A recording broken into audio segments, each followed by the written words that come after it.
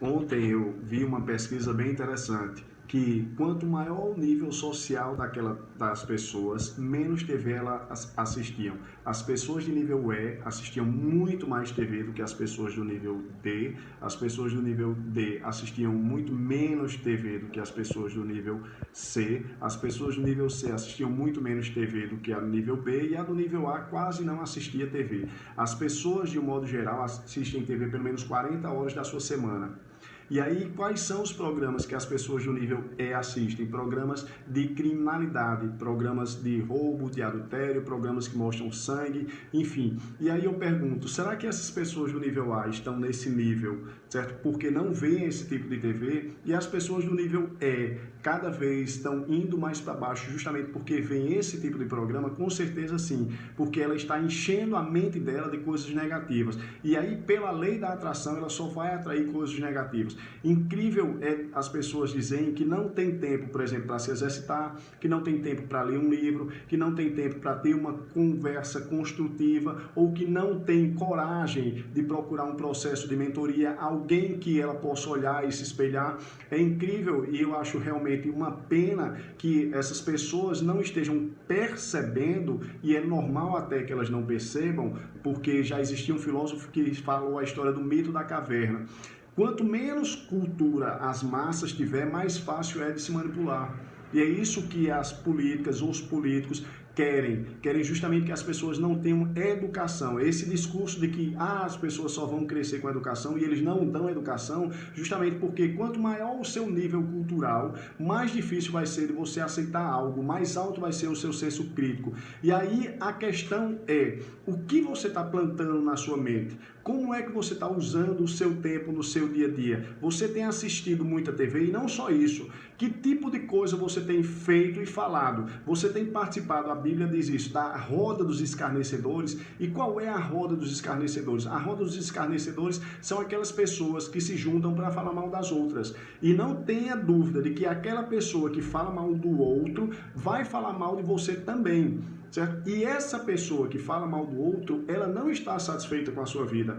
Eu li ontem uma coisa bem interessante, que a gente só quer mudar o outro porque a gente não está satisfeito com a nossa própria vida, o que é 100% verdade, porque quando a gente está satisfeito com a nossa vida, a gente nem se preocupa com a vida do outro. A gente tem sim a empatia e a consciência, certo, de procurar ajudar o outro, mas já escutou aquela história de que se conselho fosse bom não se daria? Aprenda com isso. Por que eu estou dizendo isso? Porque quando você quer ensinar a ajudar alguém de maneira gratuita, certo? Sem ter um preço ou uma responsabilidade para aquela pessoa não vai valorizar o seu conselho. Eu digo porque eu já passei por isso. E por isso que hoje, mesmo quando amigos meus vêm me procurar para fazer um processo de coaching, de mentoria, eu cobro. Isso se chama falácia do fundo de investimento perdido. Se o conselho fosse bom, você não daria, você vendia. E de fato, se você tem conselhos para dar a alguém em qualquer área da sua vida, não dê de maneira gratuita. Faça com que aquilo tenha um preço para ela. A partir do momento que você valoriza a informação que você está dando para ela vai valorizar também. E aí o que eu quero dizer para você é isso. Observe bem como tem sido o seu dia a dia. Aquilo que você planta na sua mente, você vai colher. A nível neural, a gente funciona 90% do nosso tempo no automático.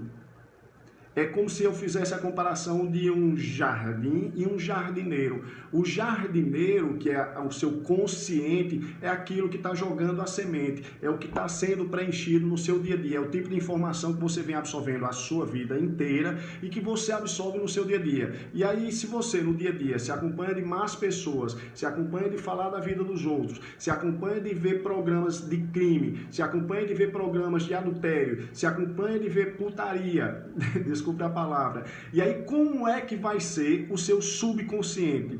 Que age no automático. Você plantou as sementes e essas sementes vão fazer com que você haja. Então você só vai agir desta maneira. Você vai começar a achar que todas as pessoas são iguais, que todas as pessoas roubam, que o Brasil não tem jeito, que as coisas estão ruins e que vão piorar. Claro, porque você só plantou coisas negativas. Então procure de fato se afastar o máximo possível de coisas negativas, seja da TV, que só mostra isso, isso? Por que a TV só mostra isso? Porque, entre aspas, é isso que a massa quer.